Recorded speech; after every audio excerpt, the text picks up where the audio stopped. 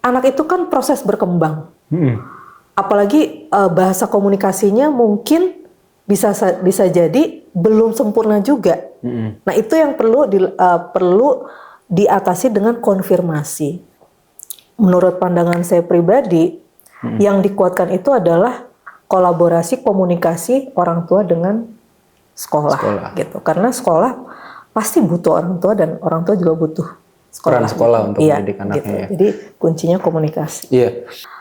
Seringkali kita terjebak pada kesalahan anak. Kita kurang melihat apa yang bagus yang sudah dilakukan. Padahal itu kalau misalnya diapresiasi tinggi, bisa menutupi konflik kita, bisa ngurangin itu. Dan anak-anak akan lebih semangat.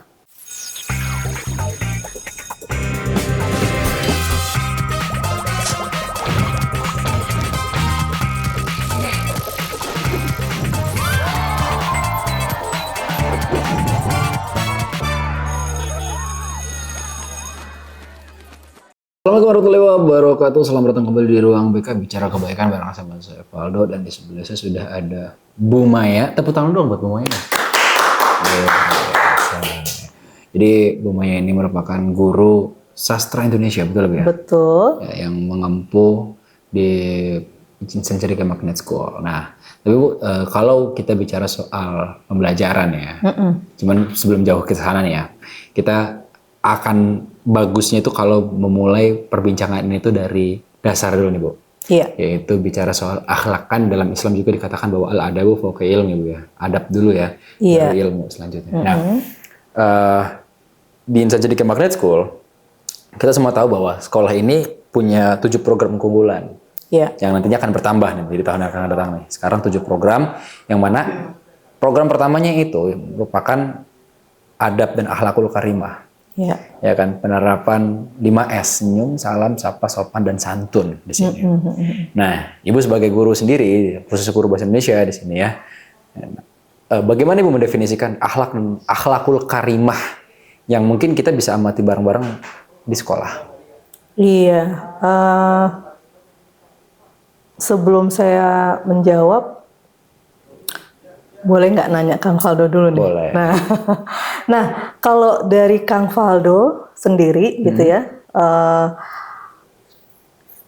apa nih kira-kira akhlak yang Kang Valdo masih terapkan sekarang sedari kecil? Apa coba? Oke. Yang pasti yang pertama nih ya, itu adalah menunduk di depan orang tua. Ya. Terus kalau apa-apa ngomong sama orang yang lebih tua, khusus sama orang tua, itu tidak boleh meninggikan nada bicara. Yang ketiga salim, ya kan. Terus jangan lupa bilang minta tolong, makasih, terus maaf. Baik. Gitu. Nah, kemudian itu Kang Valdo masih lakukan sampai detik ini, alhamdulillah ya. Nah, awalnya dari mana tuh Kang Valdo dapatkan? Iya, tentunya itu pengajarannya itu Madrasatul Ula, Ibu. Iya. Gitu. Ibu dulu. Iya. Dari TK memang sebenarnya guru sudah mengajarkan, tapi repetisinya itu banyak diulang-ulangnya itu sama Ibu ketika waktu masih kecil di rumah gitu. Baik.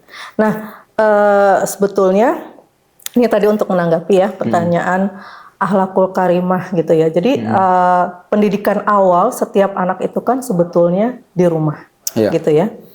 Kemudian sekolah ini adalah salah satu lembaga yang selain memberikan pendidikan ilmu pengetahuan, terutama di ICMS ya. Kita bicara di ICMS yang menerapkan juga adab gitu ya. Jadi sebetulnya akhlakul karimah itu sumbernya dari rumah, kemudian dikuatkan di sekolah. Akhlakul karimah itu sendiri kan setahu saya, mohon koreksi kalau saya salah, akhlak itu adalah perilaku, ya kan, sikap, kemudian karimah itu kan terpuji, mulia. Jadi sebetulnya dasar dari akhlakul karimah itu sendiri sudah ada di dalam rumah setiap anak, kemudian dikuatkan di sekolah. Nah, jadi segala sikap perilaku yang mulia yang sudah dibentuk di rumah itu tentunya akan menjadi penguatan yang dilakukan dari pihak guru, kemudian semua pihak-pihak yang terkait di lingkungan sekolah sebetulnya. Oke. Gitu. Nah, kalau begitu berarti definisi akhlak dan adab ini, akhlakul karimah, baik di rumah maupun di sekolah, ini apakah ada perbedaan atau justru disamakan atau gimana nih? Jadi kalau bicara realitas kita sehari-hari gitu ya, setiap anak dan setiap orang tua itu kan, ini kita bicara yang umum gitu ya, yang umum sudah pasti menerapkan adab di rumah masing-masing, gitu. Jadi kalau dikatakan apakah ada perbedaan, seharusnya tidak ada. Kalau dikatakan di rumah itu sudah dididik adab, dilakukan pembiasaan seperti tadi misalnya salim gitu ya, tolong minta maaf gitu. Nah, kemudian sekolah ini fungsinya apa? Fungsinya ini lembaga yang formal yang menguatkan akhlak-akhlak yang sudah diterapkan di rumah sebagai apa sebetulnya? Sebagai pembiasaan ketika anak keluar dari rumah, mungkin ada akhlak-akhlak yang ditambahkan yang mungkin di rumah belum terbiasa gitu. Karena realitas orang tua juga terkadang bukan tidak mendidik mungkin ya, tapi mungkin belum rutin, belum konsisten mungkin. Nah itu sekolah sebagai lembaga yang formal tentunya selain menguatkan adab-adab yang seperti tadi hormat pada orang tua, kemudian mungkin ada adab disiplin yang mungkin ada beberapa orang tua yang belum menerapkan disiplin secara ketat dan punya harapan sekolah nih bisa memberikan didikan gitu atau bimbingan agar anaknya lebih disiplin, misalnya memanfaatkan waktu gitu ya. Nah, hal-hal seperti itu. Jadi kalau dikatakan ada perbedaan, sebetulnya kalau saya pribadi ya melihatnya rumah dan sekolah ini perlu kolaborasi. Gitu. Kolaborasi kuncinya. Di situ. Nah, berarti kan gini, adab itu bisa jadi anak yang sudah dididik di rumahnya, adabnya dibaguskan di rumah, udah dididik dengan bagus di rumah, di sekolah, pindah ke sekolah jatuhnya penguatan. Iya. Tapi dikuatkan. Tapi ada mungkin beberapa anak-anak yang mungkin di rumahnya tidak konsisten penerapan adabnya. Nah, sekolah akhirnya membentuk adab itu. Betul. Oh, jadi dilihat lagi setiap individunya ya pasti. Iya, betul. Nah, sekarang kalau sekolah itu kan sebagai lembaga formal tentunya membimbing anak-anak bahwa sekolah punya aturan seperti ini gitu. Itu dia. Nah, sehingga aturan inilah yang idealnya, saya berbicara ideal ya. Idealnya, karena tadi kata kuncinya kolaborasi nih. Kolaborasi. Dikomunikasikan dengan orang tua. Sehingga apa? Ada jembatan di situ. Jembatan komunikasi antara sekolah sebagai lembaga formal yang akan membentuk ya dengan orang tua yang memang sumber dari pendidikan anak gitu. Karena anak akan kembali ke rumah gitu. Jadi kalau dikatakan misalnya nih di ICMS sudah melakukan perilaku kedisiplinan. Namun ketika komunikasi itu belum berjalan dengan baik. Belum terbentuk dengan solid gitu ya. Maka nanti biasanya ada miss tuh. Karena kadang-kadang saya ngobrol di rumah setelah sholat duhur baca Ar-Rahman nggak? Enggak. Nah, itu sudah mencerminkan tidak ditindaklanjuti gitu pembiasaan yang ada di sekolah. Yang idealnya ketika sekolah sudah mengarahkan itu di rumah juga. Sehingga mungkin yang tadinya anak-anak itu belum tahu gitu ya, di sini juga ada kaitannya dengan anak-anak ini juga bisa jadi agen perubahan sebetulnya di rumah. Nah, kuncinya tadi komunikasi. Jadi kalau menurut pandangan saya pribadi, yang dikuatkan itu adalah kolaborasi komunikasi orang tua dengan sekolah. Gitu. Karena sekolah pasti butuh orang tua dan orang tua juga butuh peran sekolah untuk mendidik anaknya gitu. ya. Jadi kuncinya komunikasi. Iya, nggak sedikit ya anak-anak itu karena masih usia pelajar ya menganggap bahwa aturan yang ada di sekolah itu bagian dari aturan yang ada di sekolah. Iya, Sehingga betul, ketika betul. pulang ke rumah ini tidak harus diindahkan pun tidak masalah. Iya, betul. Nah, termasuk saya juga dulu begitu. Iya, betul. Iya. Realitas ya, realitas sampai sekarang juga seperti itu memang. Ketika misalnya di sekolah gitu kan kita, oh ya nih saya harus seperti ini karena aturannya begini, ada konsekuensi yang dilakukan ketika misalnya aturan ini tidak saya indahkan. Iya, betul. Mau nggak mau adab ini harus, akhlak ini harus saya jalankan, kebiasaannya harus saya jalankan gitu kan. Betul. Nah, bagaimana nih Bu? Ini selain tadi komunikasi dan kolaborasi ya, bagaimana agar kesadarannya itu tumbuh, bukan sebatas kayak oh saya mengikuti aturan ini karena saya takut aturan ini, tapi gimana caranya saya mengikuti aturan ini karena ini baik buat saya. Iya, betul. Nah, ini perlu menyadarkan itu tuh Bu. Iya, pada anak-anak itu bagaimana Bu? Betul. Memang itu kembali lagi kepada metode ya. Metode bimbingan anak itu gitu. Karena metode itu kan banyak sekali. Banyak sekali. Dan yang pertama metode, tapi sebelum metode itu sebetulnya kita juga harus mengenali karakter anak. Karena metode akan efektif ketika tepat sasaran gitu. Misalnya anak yang sangat-sangat kritis ya, ketika kita menggunakan metode ceramah ya dan tidak diberi kesempatan untuk berbicara, itu kesadarannya juga belum muncul mungkin. Akan melawan mungkin. Iya, mungkin dia akan. Tapi ketika kita sebagai pendidik gitu ya, memberikan anak-anak itu ruang untuk berdiskusi apapun pertanyaan mereka, dan kita siap untuk memberikan arahan atau jawaban yang tepat gitu, sehingga mereka juga secara tidak langsung berpikir secara kritis dan menganggap oh iya ya, ini saya baik sebetulnya. Gitu, seperti kalau ya saya misalnya nih salah satu contoh di kelas 12 saja gitu ya, di kelas 12 bertanya dulu nih ke mereka gitu, misalnya saya memberikan project, minta dulu mereka kira-kira kalian paling senang, saya tawarkan misalnya ada 3 project gitu ya, kenapa, alasannya apa gitu. Nah sehingga si anak juga saya arahkan, oh saya berikan gambaran kalau project ini kalian harus siap ini. Kalau project ini kalian siap ini, kira-kira kalian yang mana yang bisa. Nah sehingga anak-anak itu juga melihat gambarannya, oh kalau A itu saya harus ini ya gitu. Sehingga dari situ harapan saya ketika itu berulang kita lakukan akan terbentuk dia. Gitu. Karena anak remaja SMP dan SMA itu metodenya pasti berbeda ya. Karena yang satunya masih setengah anak-anak mungkin menuju ke remaja. Kalau yang sudah SMA dia sudah mulai aware dengan lingkungannya. Nah tentunya metode diskusi itu baik SMP maupun SMA kita perlu metode diskusi sehingga memunculkan pemahaman dulu nih, pemahaman dan juga praktik langsung gitu. Jadi tidak saya ingat sih bukan obrolan tapi diskusi ya dengan rekan-rekan pendidik di beberapa tahun lalu bahwa memang PR kita itu adalah membiasakan memberikan pertanyaan why, karena kita lebih seringnya how. Jadi kamu harus sebelum sholat wudhu, why aku harus wudhu, mengapa? Nah itu yang sebetulnya perlu dikuatkan oleh para pendidik gitu ya, sehingga si anak tahu kalau saya melakukan ini untuk apa, what for gitu kan. Nah seperti itu sih.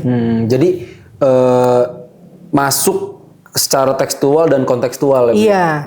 Jadi mereka paham, oh ini sholat itu harus wudhu. Iya. Ini how-nya nih, why-nya adalah bla bla bla. Iya betul. Jadi ketika misalnya mereka diberikan aturan, diberikan ini aturannya, tekstualnya nih, kontekstualnya dijelasin aturan ini karena bla bla bla bla bla segala macam sehingga mereka paham. Iya. Nah kalau misalnya kita masuk terlalu jauh nih Bu, misalnya dalam bukan mengintervensi bahasanya, masuk terlalu jauh dalam mengambil alih peran di rumah ya, misalnya anak-anak yang tadinya mungkin di rumahnya kita nggak tahu ya orang tua dengan kesibukannya di rumah mungkin ya, anak-anak dengan kesibukan mereka di rumah sehingga komunikasi dengan orang tua mungkin jarang nih Bu. Iya betul. Ya kan? Betul. Jadi banyak yang dimasukkan ke boarding karena di rumahnya takutnya nggak bisa terkontrol gitu kan perilakunya, akhirnya masukkan ke boarding. Tapi karena tadi di rumah tadi minimnya komunikasi, minimnya pemantauan dari keluarga sebelumnya, lalu masuk ke boarding, di boarding kan otomatis kan pemantau kan ekstra nih Bun. Iya, betul. Ketat gitu ya. Diketat, dilihatin segala macam. Nah, apakah ada risiko Bun kalau misalnya situasinya itu seperti itu? Mungkin saya bisa mengganti kata risiko itu dengan konsekuensi ya. Konsekuensi. Konsekuensi. Okay. Jadi untuk kondisi yang seperti itu, konsekuensinya tentu mungkin ketika saya memberikan konsekuensi kepada anak yang mungkin tegas gitu ya. Kemudian anak protes misalnya. Kenapa saya begini, konsekuensinya seperti ini. Kemudian ceritalah ke orang tua. Orang tua, loh iya kenapa ini? Ini dianggap di luar gitu, mungkin berlebihan gitu ya. Nah kembali lagi, sekolah itu harus punya tatib yang jelas gitu kepada para pendidik dan harus disampaikan kepada orang tua. Sehingga apa tadi, konsekuensi itu bisa diantisipasi dan memang setiap sekolah harusnya membuka ruang untuk menyampaikan di sekolah ini aturannya apa ya, visi misinya apa ya. Nah seperti itu, sehingga yang tadi dikatakan tanda kutip risiko ya, itu sudah dipahami orang tua. Karena sekarang ketika orang tua datang ke sini, misalnya bertemu dengan Kang Faldo gitu ya, berapa banyak orang tua yang menanyakan kurikulum, atau berapa banyak orang tua yang menanyakan kalau anak saya melakukan pelanggaran ini konsekuensinya apa? Ada nggak? Iya sih, iya kan? Iya sih. Beberapa memang orang tua yang datang ke sini survei, lihat presentasi, belum ada yang nanya kayak gitu sih. Nah, ketika saya datang di semua sekolah anak-anak, saya tidak terlalu memperhatikan fasilitas kelasnya. Saya duduk, saya tanyakan kurikulumnya apa, kemudian tata tertibnya apa, peraturannya apa yang anak saya akan diberikan ketika melakukan pelanggaran gitu. Jadi ketika anak saya cerita pulang-pulang, mah tadi Farhan dijambak rambutnya gitu ya. Saya bilang, oh iya kenapa nak? Terus karena rambutnya panjang. Oh oke. Terus jadi saya tanya lagi, terus gimana kamu besok sekolah? Ntar sore Farhan potong. Saya nggak nyuruh dia motong rambut loh. Tapi dia udah punya awareness gitu. Iya. Kenapa? Karena dia udah tahu konsekuensinya gitu. Karena saya bilang nanti ini kamu sekolah di sini. Tadi mama udah diskusi gitu ya. Kamu kalau melanggar ini konsekuensinya. Gitu. Oke. Dan keterbukaan juga kan gitu ya. Iya. Berarti iya sih bener sih. Kan ya namanya juga orang tua ya. Iya. Orang tua tuh ya kita tahu semua sangat beragam. Sangat beragam dan betul. Mereka semua keberagaman itu satu kata sayang sebetulnya. Iya betul. Cuman memang ada beberapa orang tua yang mungkin belum paham nih atau tidak begitu jelas, maka dari sekolah pun harus jelas dulu. Iya betul. Ya kan, ini setiap aturannya ini, konsekuensinya ini. Iya. Ya kan, tujuan dari aturan ini. Iya, ya kan betul. Ketika melanggar ini konsekuensinya. Iya, betul. Bahkan konsekuensi ini pun ada alasannya nih. Iya. Kenapa nih konsekuensi ini diadakan? Iya. Dan terima nggak orang tuanya? Karena yang saya tahu beberapa sekolah internasional yang non Islam, ya karena itu saya ya punya beberapa kolega lah dari sekolah lain gitu. Itu sekolah-sekolah yang non Islam itu masih menerapkan hukuman fisik pakai rotan. Dan itu disampaikan. Dan itu waiting listnya panjang, Bo. Luar biasa. Ada satu sekolah, ya. Saya sampai ya udahlah sekolah ngetop banget. Saya sampai wah, iya Miss Maya, we told the parents in English ya. Jadi apa namanya, kita kasih tahu orang tua bahwa kita tuh masih ada hukuman fisik kalau mereka melanggar. And then orang tua, oh ya nggak apa-apa, it's okay gitu. Nah jadi mindset orang tua juga perlu disamakan dengan, sehingga nanti kita menghindari adanya komplain. Padahal kan harusnya mereka tahu dong dari awal gitu ya. Atau kita yang membuka diri gitu bahwa ICMS ICMS menerapkan tata tertib seperti ini, Bunda, Ayah gitu. Bisa nggak diterima gitu. Iya, ini menarik nih, Bun. Jadi banyak kan berita tuh beredar ya, khususnya sekolah boarding atau pesantren ya, yang hukumannya itu sampai viral di sosial media. Iya. Banyak yang akhirnya itu ngebuat ada ketakutan. Iya. Saya beberapa kali ketemu sama orang tua tuh yang datang ke sini, di sini saya takut anak saya nanti. datang ke sini tuh bukan dengan rasa tenang tapi dengan rasa takut. Iya, betul. Nah, kita yang coba jawab tuh. Iya, betul. Berarti gini, Bun. Bicara soal konsekuensi untuk penerapan akhlak tadi, untuk penerapan adab dan akhlak tadi. Ini tuh bicara soal bagaimana sekolah mengkomunikasikan setiap konsekuensi itu ke orang tua. Iya, betul sekali. Bukan soal hukumannya seberat apa, bukan sebesar apa ini, cuma bicara soal ini orang tua sekolah udah ngomong belum ke orang tua. Iya. Karena efeknya adalah nanti efek kejut di akhir. Betul sekali. Dan itu nanti akan secara tidak langsung mengurangi trust orang tua. Orang tua itu marketer yang nomor 1 loh. Iya, setuju sih. Iya, setuju. Aduh, saya tuh setuju banget kalau orang tua itu dan anak itu marketer top. Iya, betul. Kalau mereka udah puas, itu insya Allah deh lancar. Nah, kemudian satu lagi. Yang saya banyak temukan di sekolah-sekolah sebelumnya adalah yang mereka kuatkan itu bukan konsekuensi, tapi apresiasi. Iya, sehingga anak dimotivasi untuk ketika kamu melakukan satu kebaikan, apresiasi kamu ini. Ya, sebelumnya saya di salah satu sekolah internasional, sehingga anak itu terpacu, gitu. Di semua jenjang sekarang tinggal kita lihat kalau SMA mungkin konsekuensinya nggak mungkin dikasih permen kan, iya. gitu. Sesuai dengan usia lah. Apresiasi. Iya. Nah, tapi yang dikuatkan itu sebetulnya atau yang paling baik untuk memunculkan motivasi anak secara tidak langsung adalah apresiasi. Ketika kamu wudhunya udah bagus nih, apresiasinya ini, kamu boleh jajan 5.000 di kantin. Anak SMP misalnya, seneng banget. Kemarin aja saya minta bantuan mereka. Kemudian saya bilang, udah ada berapa nih? 10 anak. Oke, 10.000 ya. Wah, yang dikuatkan apresiasi. Kalau konsekuensi kesannya nakutin nggak sih? Betul. Awas kamu ini, ntar kamu ini. Sama dengan pengenalan agama itu kan paling sensitif dan paling ribet. Iya. Padahal ketika saya belajar pertama kali, guru agama saya itu memberikan surah-surah yang isinya apresiasi Allah. Kalau kamu begini janjinya surga Firdaus. Kalau kamu setelah kita yakin, Allah itu maha baik, ternyata ya luar biasa. Baru, dikasih yang belakang-belakangnya. Ini Allah kasih ini nih kamu. Tapi kalau kamu ngelanggar nih konsekuensinya. Kuat, saya mendingan pilih apresiasinya dong daripada konsekuensinya nggak sih? Termotivasi lah saya sholat tahajud, sholat duha. Karena apa yang saya inginkan? Saya inginkan apresiasi. Saya nggak mau konsekuensinya. Nggak berani saya. Gitu. Iya kan? Iya benar. Iya, jadi seringkali kita terjebak pada kesalahan anak. Kita kurang melihat apa yang bagus yang sudah dilakukan. Padahal itu kalau misalnya diapresiasi tinggi, bisa menutupi konsekuensi, bisa ngurangin itu. Dan anak-anak akan lebih semangat. Hal sekecil apapun. Saya di kelas SMP tuh sering banget. Kemarin saya nanya, ada satu dari sekian banyak anak yang nggak jawab, ada satu anak, oke, coklat. Saya kasih coklat. Walaupun saya bilang, oke, ini bukan, jangan lihat harganya ya. Kalian nih orang tua kalian kan bisa lah beli coklat ini gitu. Bukan, saya memberikan apresiasi bahwa kamu sudah melakukan effort. Gitu.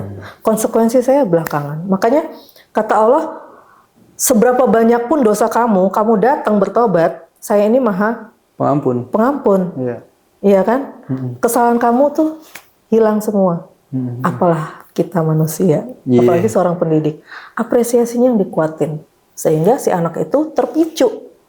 Wah, saya kalau ini, itu juga yang saya lakukan sama anak saya. Jadi, ada sih konsekuensi, misalnya, maaf. Satu kali, ini contoh kecil aja. Malam minggu, biasalah anak cowok ya. Mah, izin dok pulang jam 11, sekali-sekali lama. Oke, jam 11 teng, udah di rumah. Oke. 11 lewat 1 menit dia nggak pulang, saya kunciin pintu. Konsekuensi. Terus jam 4 subuh saya buka, dia tidur kan di teras, cuman bangku kayu dia tidur. Salim, Mah, Farhan minta maaf ya. Oke. Farhan salah. Oh enggak, Farhan nggak salah. Farhan hanya tidak menepati janji. Gitu. Udah. Besok-besoknya enggak. Tapi itu contoh kecil aja konsekuensi. Saya lebih banyak apresiasi karena waktu dia 4 tahun saya pulang ngajar jam 4 sore. Begitu masuk dia, "Mama," peluk saya. Mama, Farhan minta maaf. Kenapa sayang? Saya punya mak paling saya sayang itu dulu. Terus dia bilang, tadi Farhan nggak sengaja mecahin mak mama. Saya peluk. Wah, alhamdulillah Farhan udah jujur ya. Terus mama beliin coklat karena dia jujur. Jujurnya. Sehingga sampai detik ini pun ketika dia melakukan kesalahan apapun, dia pasti ngomong. Karena respon saya positif. Yang saya kuatkan adalah apresiasi dia jujur. Itulah yang saya lakukan ketika ada kasus di SMP. Dan saya apresiasi anak yang jujur dengan ngasih bingkisan. Saya, Pak Pendi, dan BK ya, kesiswaan. Dan waktu itu saya masih kondis. Saya apresiasi kejujurannya. Gitu. Kesalahan kamu, udahlah. Nanti kamu masih mau ngelakuin kesalahan? Pasti enggak. Karena dia ngelihat saya mengapresiasi kejujurannya. Ada sisi lain yang dilihat ya, daripada fokus pada kesalahannya gitu ya. Jadi behind the mistake-nya tuh apa sih? Atau kita diskusi, kamu kenapa seperti itu? Kira-kira apa?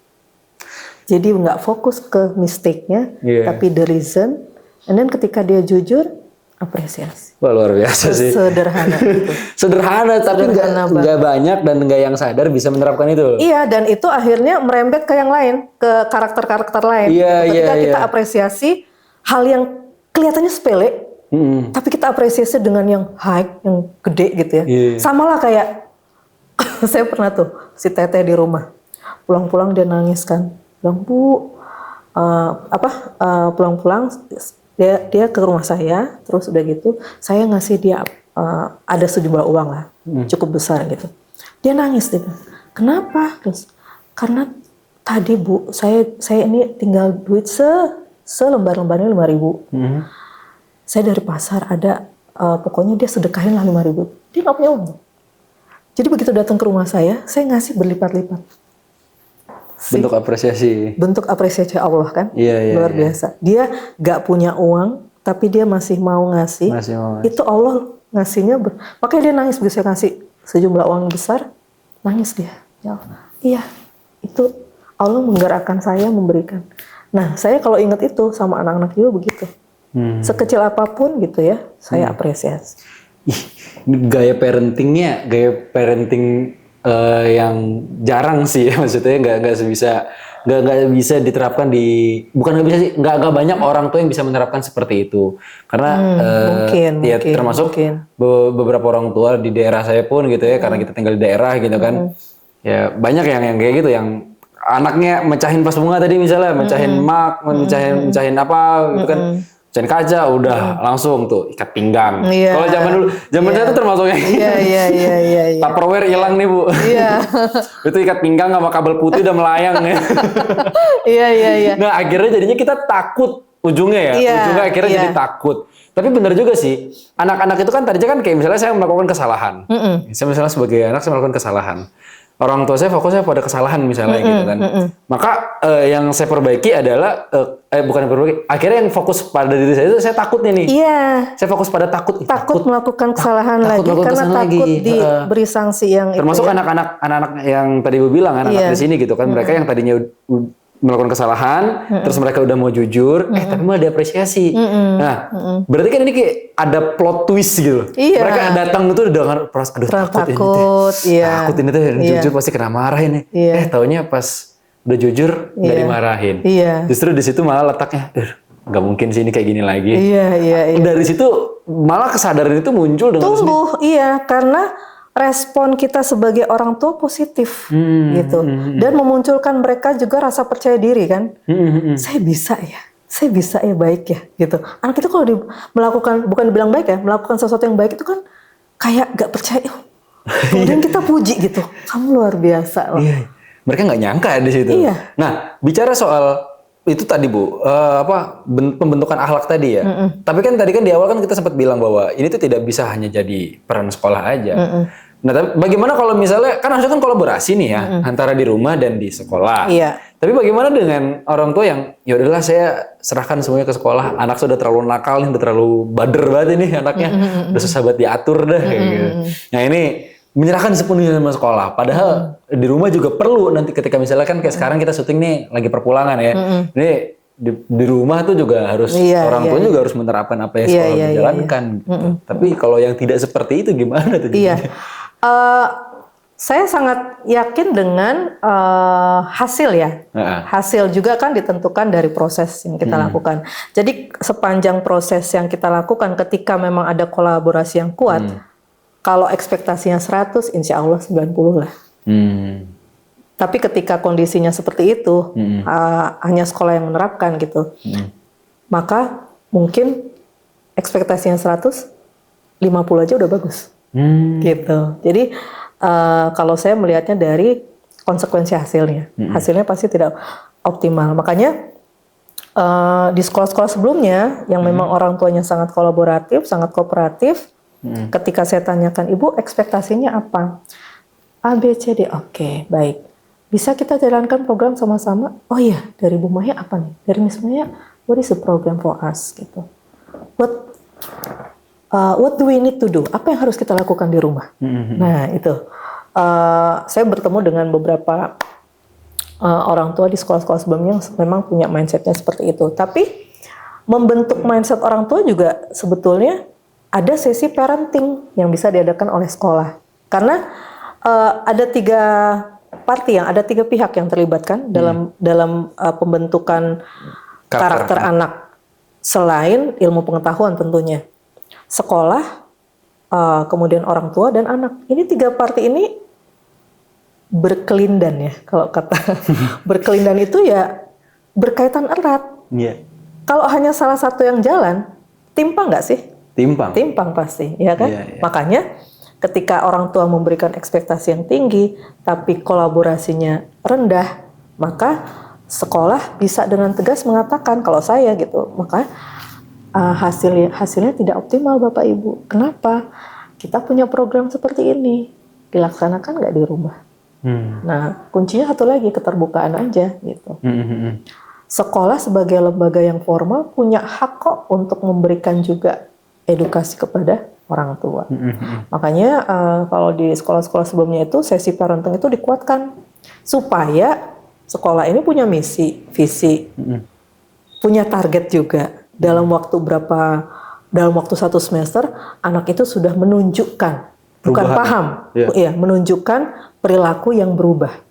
Sehingga target, nah gimana ngejar target ini sekolahnya? Dikuatin komunikasinya sama orang tua. 3 hari anak nggak masuk, angkat telepon. Mam, gimana kabarnya? 3 hari. Gitu. Nah itu dikuatin. Kemudian kita ngundang juga, sekolah-sekolah sebelumnya itu ngundang juga parent 1 bulan bisa 2-3 kali parenting dengan topik yang kita berikan juga keleluasaan pada orang tua untuk memilih. Mereka kira-kira kendalanya ngadepin anak di rumah itu apa? Karena kan saya baru sekali ini di boarding. Sebelumnya kan reguler ya, sekolah umum yang sore itu pulang. Jadi mereka sore sampai malam tuh sama orang tua gitu kan. Gitu. Nah, Bu, Ibu kan sebagai guru bahasa nih Bu, ya kan? Kalau bahasa Indonesia apalagi, gitu. Betul.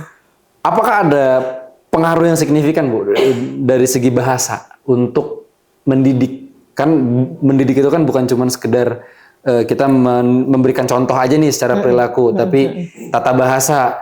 Mungkin ada beberapa guru-guru ya, semua guru-guru gaya bahasanya baik, cuman dengan pemilihan bahasa-bahasa tertentu mungkin gitu kan, dengan yang memainkan faktor psikologis lah. Kan ada ya bahasa itu kan, yang saya tahu itu bahasa itu ada bahasa yang rapi, ada bahasa yang bisa mempengaruhi itu.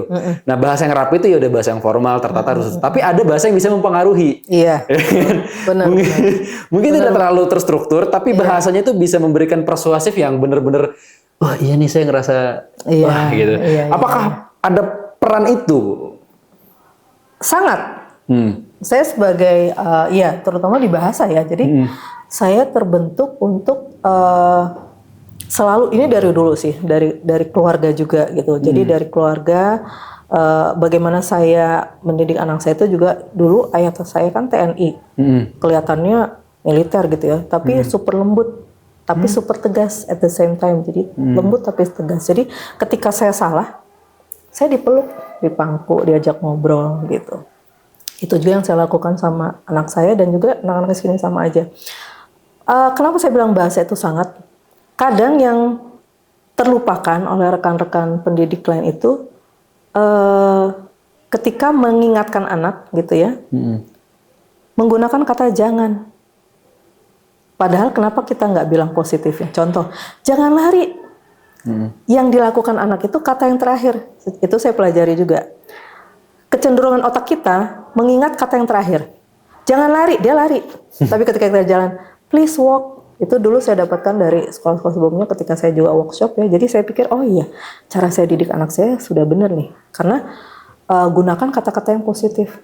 Gitu. Jangan tidur.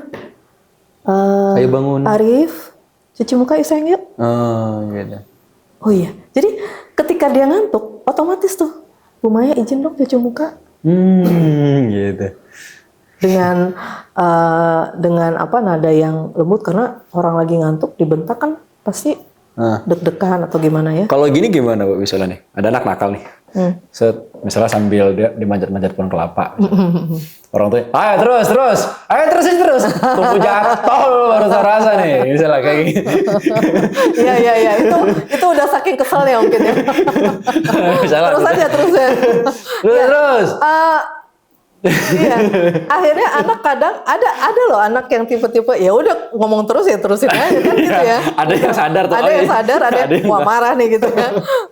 Ya itulah memang peran bahasa itu di sini sangat kuat ya. Bagaimana saya memilih kata-kata walaupun saya kesel tapi saya diem dulu. Oh, kalau saya ngomong gini, ini juga nanti dampaknya jelek gitu. Jadi lebih baik saya pilih kata-kata yang positif gitu.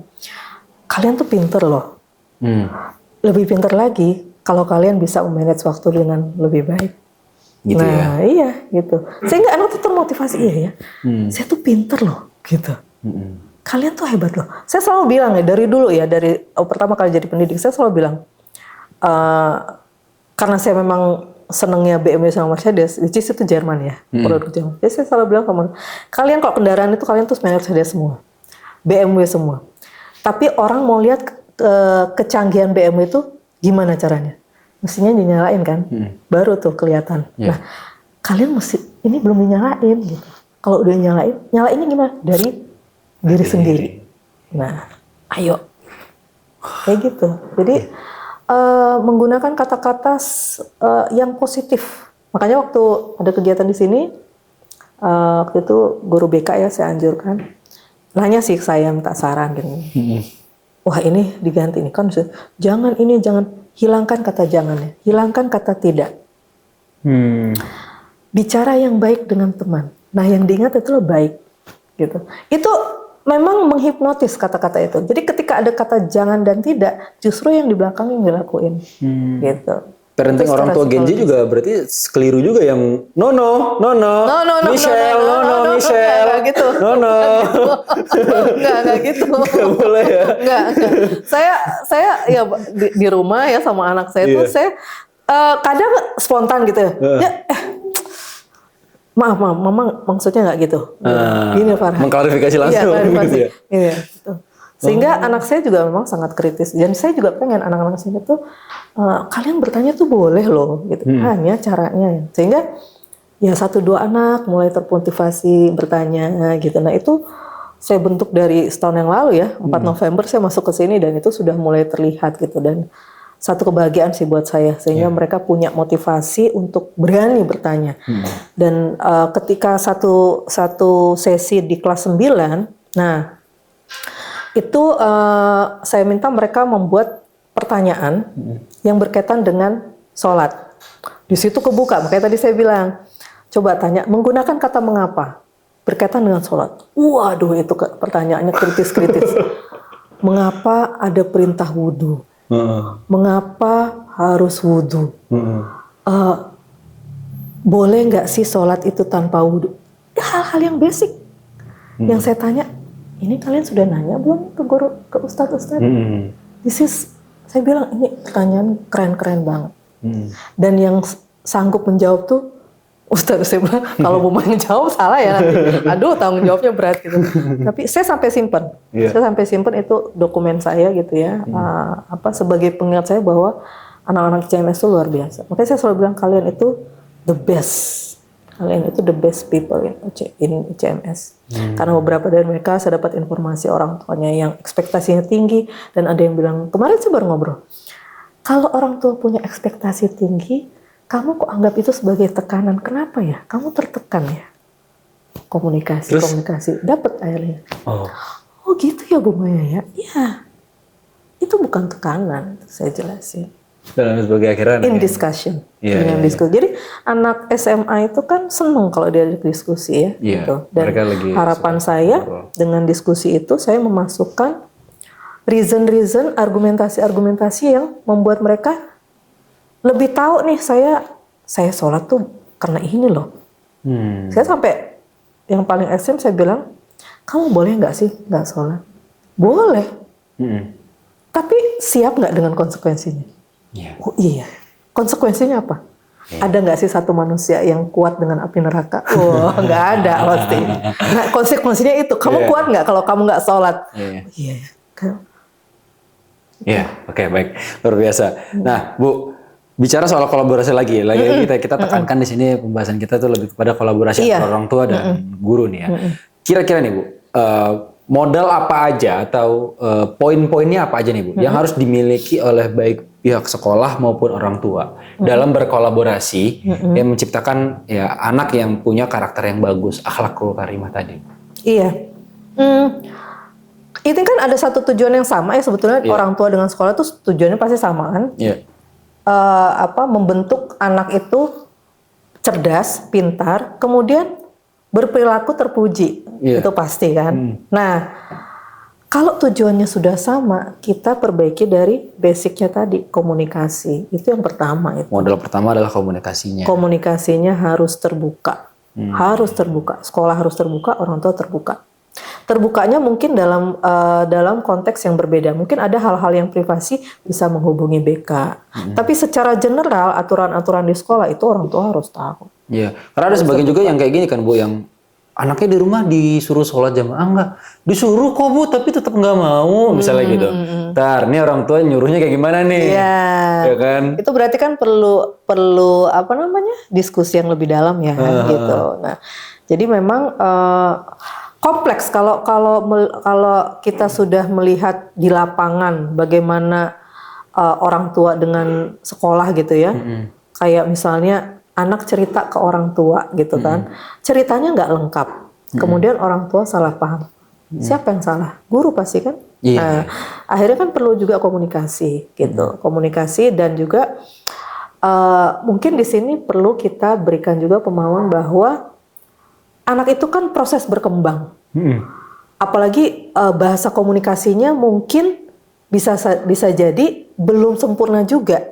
Nah itu yang perlu diatasi dengan konfirmasi. Ketika misalnya dulu Farhan SMP kelas 1 cerita dia dicubit sama gurunya gitu kan, saya tanyakan gitu, saya tidak langsung memihak ke Farhan, mungkin dia ceritanya berbeda gitu ya. Nah, oh tadi bercanda, oh oke.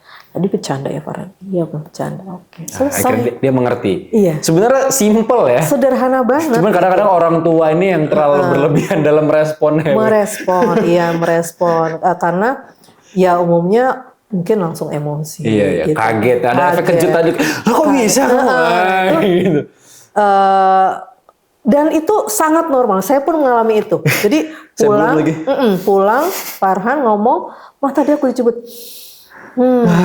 Baik, saya diam dulu itu. Diamnya mungkin bisa tergantung mood saya, maksudnya tergantung energi saya. Ketika energi saya memang masih bagus, masih positif, mungkin 5 menit selesai. Tapi mungkin saya butuh 30 menit untuk diam dulu gitu, nggak merespon. Oh oke. Kemudian setelah tenang baru saya kontak gurunya. Padahal sesederhana itu sebetulnya.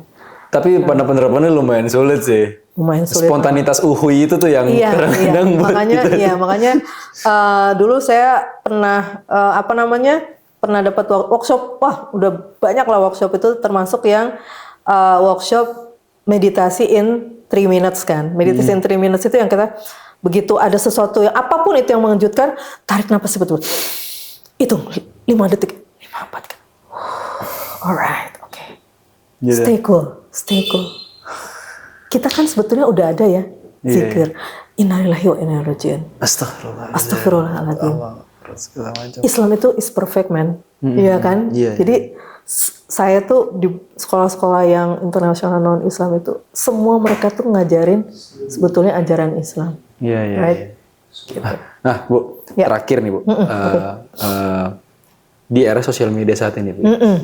Dengan banyaknya informasi yang masuk, ya kan, dan banyaknya tren-tren yang berseliweran di sosial media, sehingga orang tua ya mungkin walaupun ya di rumah ada screen time, misalnya buat anaknya di rumah ada screen time, tapi kan tetap aja ya ketika lagi waktunya mereka bermain handphone, tetap aja tuh akses informasi itu tetap bisa terbuka lebar. Nah, di era yang serba digital sampai saat ini nih, Bu, otomatis kan akan jadi tantangan tersendiri nih ya, pastinya, iya. Dalam mendidik. Kalau zaman dulu mungkin oke lah, Bu. Zaman saya dulu nggak ada sosial media. Jadi A kata orang tua, A kata kita. Betul, sekarang A kata orang tua, anaknya cari validasi di sosial media. Iya, benar banget. Ya kan, sehingga ada tuh istilahnya toxic parenting dan sebagainya. Padahal zaman dulu kayaknya nggak ada kayak gitu. Iya, benar banget. Ini gimana nih, Bu, tanggapan Ibu nih mengenai hal ini? Satu hal yang kita tidak bisa ingkari gitu ya, bahwa teknologi ini kan berkembang pesat. Iya. Dan saya sih selalu mengacunya ke Al-Quran ya, bahwa Al-Quran itu kan juga mengikuti zaman ya. Nggak ada dikatakan Al-Quran itu kuno kan, enggak. Dia mengikuti perkembangan zaman. Sehingga orang tua seperti saya yang mengalami, saya kecil itu nggak ada listrik loh. Nggak ada listrik. Saya satu-satunya rumah yang punya TV itu sampai kita buka semua pintu, anak-anak sekompleks itu nonton. Saya ngalamin itu sampai sekarang. Saya ngalamin gimana anak saya tuh bisa ya main game itu di atas 3 jam itu saya udah khawatir banget gitu ya. Nah, saya sangat setuju dengan adanya kebijakan dari pemerintah seperti yang dilakukan oleh Australia. Anak 2 tahun itu nggak boleh sama sekali pegang, 2 sampai 16 tahun. Tolong koreksi saya kalau saya salah gitu ya. Pemerintahnya ikut berperan karena mereka sangat sadar bahwa gawai ini pengaruhnya sangat negatif untuk usia tertentu gitu. Nah, apalagi di sekolah. Beberapa sekolah sudah menerapkan. Kalau saya di sekolah yang sebelumnya itu anak bawa HP, tapi mereka sangat tertib ya. Mereka memang ada kotak gitu di kelas, mereka simpen, matiin, dan mereka kalau mau ada darurat, mereka minta izinnya ke guru dan tidak pakai HP mereka, pakai HP sekolah. Oh gitu? Iya. Dan mereka pulang, ya udah bawa. Kecuali kalau misalnya orang tuanya izin, Miss, saya mau nelpon anak saya gitu di HP-nya, tapi di depan Miss ya, dipantau gitu. Nah boleh mereka pakai. Gitu. Oh, gitu. Kenapa anak bawa HP? Karena beberapa pelajaran membutuhkan. Gitu, membutuhkan penggunaan HP gitu ya. Jadi boleh bawa HP. Nah, saya sangat setuju dengan kebijakan pemerintah. Tapi sekarang kondisinya belum ada kan kebijakan itu gitu ya. Apa yang harus dilakukan? Literasi digital itu saya sangat setuju sih dengan beberapa pendapat netizen gitu ya. Kalau di Instagram itu sekolah dimasukkan karena kita pendidikan itu juga kan dinamis, mengikuti perkembangan zaman. Sekarang zamannya AI. Betul. Saya nggak bisa ngelarang anak tidak menggunakan AI, tapi saya bilang AI itu kayak pisau, iya kan? Pisau itu kira-kira buat apa aja sih? Mereka buat ini bang. Ada satu yang kalian lupa, karena mereka mungkin nggak berpikir krim. Pisau itu kan bisa untuk membunuh juga, ya kan? So you can see the both side, kayak sekeping uang, ada 2 sisi, good and bad. Kamu gunakan untuk apa? And then you have your own brain gitu. Gitu. Jadi literasi digital sekarang harusnya masuk kurikulum, sehingga mereka tahu menghindari phishing misalnya, atau perundungan siber, ya kan? Kemudian pelecehan seksual siber. Berapa banyak korban-korban pedofil dari media sosial? Nah. Harusnya sudah ada tuh, maksudnya meleklah dengan perkembangan teknologi yang kita nggak bisa hindari. Ini akan kita udah revolusi 5.0 ya. Nah, harusnya sekolah sudah menerapkan kurikulum untuk literasi supaya anak-anak ngerti gimana menggunakan media sosial dengan bijak. Gitu. Secara pemahaman kelas 12 sudah ngerti banget gitu ya. Tapi secara praktik Nah, itu dia. Nah, bagaimana mereka menjaga identitas diri karena sekarang caranya udah semakin canggih. Iya. Orang-orang itu juga punya mafia, punya sindikat internasional ya. Betul. Pedofil yang siber itu luar biasa gitu. Iya, betul. Nah, sehingga sekolah juga harusnya udah melek literasi digital gitu. Kalau di sekolah sebelumnya memang kita ada ya, maksudnya workshop untuk anak sehingga anak tahu bagaimana memprotek data diri. Mengunggah foto-foto pribadi. Kalau di Korea itu kan mereka karena udah aware, mereka nggak pernah tuh secara utuh foto muka. Gitu. Pasti ada sebagian. Mungkin belum semua ya, tapi yang saya tahu di Korea itu sudah ada awareness kewaspadaan, karena mereka sudah sadar penggunaan media sosial itu. Apalagi belum lagi ini. Rekam jejak yang tidak bisa hilang. Aduh, iya lagi itu. Karena ada ada kisah yang saya lupa ya. Tapi itu di Amerika. Jadi anak ini cerdas banget, tapi satu saat dia mengunggah foto-foto yang tidak pantas, beasiswanya dicopot. Karena rekam jejaknya ada. Nah, itu anak-anak kita aware nggak? Mereka mengunggah sesuatu misalnya atau mengomentari dengan ujaran kebencian, itu kan nggak hilang di rekam jejak digital itu. Nah, itu anak-anak perlu diarahkan supaya mereka jadi nggak sembarangan ketak-ketik, and then mereka nggak tahu konsekuensinya apa gitu. Nah, mungkin sekarang belum kerasa nih komentarnya, belum kerasa nih fotonya, tapi nanti mungkin suatu hari ketika mereka sudah dewasa dan sebagainya gitu kan, mereka butuh sesuatu gitu. Orang kan ngetriknya kan sekarang sosial media ya. Betul. Ngeliat rekam jejaknya, ternyata ada hal-hal yang kurang baik di sebelumnya, jadi pertimbangan. Betul, ada salah satu universitas di Amerika tuh yang mereka memberikan beasiswa, tapi mereka telusuri track record Begitu ada yang selesai. Dan anak itu udah nggak bisa dapat beasiswa lagi. Gitu. Wah, ini luar biasa sekali Bu Maya. Insya Allah bermanfaat ya. Saya niatnya berbagi ilmu. Luar biasa sekali pengalaman Bu Maya di bidang parenting ini luar biasa. Gak cuma sekedar bicara akhlak doang, tapi untuk membentuk akhlak itu juga perlu ada namanya model-model parenting yang bervariatif, yang kreatif, yang inovatif gitu Bu ya. Oh, satu lagi mungkin komunikasi pun itu juga orang tua nggak bisa stagnan di satu model komunikasi. Itu yang saya alami. Ketika dia 4 tahun, gaya komunikasi saya dengan anak gini. Harus berbeda sesuai dengan perkembangan anak gitu pastinya. Nah, itu kadang-kadang mungkin kayak memberikan instruksi gitu dengan ajakan. Saya pernah sih, ini cerita sedikit. Saya pernah untuk mengajak si Farhan ini bersih-bersih kamar. Saya langsung bersihin kamar dia gitu ya, lemari tuh. Saya ingat banget, saya bersihin lemari, saya keluarin baju. Dia main game. Lama-lama sekitar 15 menit. Terus dia gini, "Mah, paku kecil di mana ya, Mah? Paku." "Oh, ada di belakang, Nak, lihat." Nah, dia langsung makuk tuh bagian belakang tanpa saya suruh. Itu saya tapi ya sepanjang itu saya zikir ya Allah. Semoga sadar. Dia lama-lama mungkin di siang aja kan berisik ya. Iya. Mama ini akhirnya dia nyapu sendiri kamarnya. Oke, Mama istirahat ya. Iya, Mama istirahat aja. Saya juga kalau digituin risih sih. Gitu itu saya nggak ngomong apa-apa kan. Gitu. Ibu nyapu kamar tapi nyapunya nyenggol-nyenggol kasur, nyenggol-nyenggol ranjang.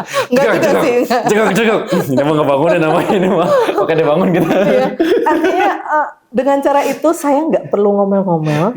Energi saya bisa saya simpan buat yang lain gitu. Dan anak paham gitu. Ya udah, that's it. Oke, luar biasa. Tepuk tangan sekali dong buat semua ya, luar biasa. Terima kasih. Semoga ini jadi inspirasi lah ya buat kita. Enlightening ya, pencerahan gitu. Pencerahan buat kita semua lah ya. Baik orang tua, anak, dan sekolah. Sekolah, betul. Buat orang tua di rumah juga nih, karena ini program sekaligus untuk promosi sekolah. Saya mau mengingatkan nih Bu.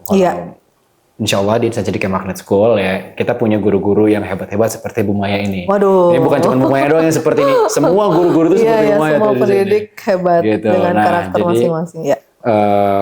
insya Allah nih ya anak ayah bunda yang mungkin di rumahnya tadi ya mungkin kurang pemantauan, kurang terkontrol dan sebagainya. Yuk kita komunikasi. Nah gitu ya. Insya Allah ketika memasukkan anaknya ke Insan Cendekia Magnet School ya itu nanti akan dibina ya pelan-pelan gitu dan akan banyak sabar guru di sini tuh. Ya seperti inilah wajah-wajahnya gitu kan cara pengajaran di sini gitu ya. Itu yang mengayomi gitu ya. Bukan nganggap kayak anak orang lain justru betul, sendiri. Sama ya, kayak anak sendiri. Ya, terima kasih Bu Maya. Sama-sama, terima kasih loh sudah diundang ke ruang BK yang luar biasa nih, ruang BK. Ruang BK, bicara kebaikan. Sampai berjumpa lagi di episode selanjutnya. Bye-bye. Assalamualaikum warahmatullahi wabarakatuh. Waalaikumsalam warahmatullahi wabarakatuh.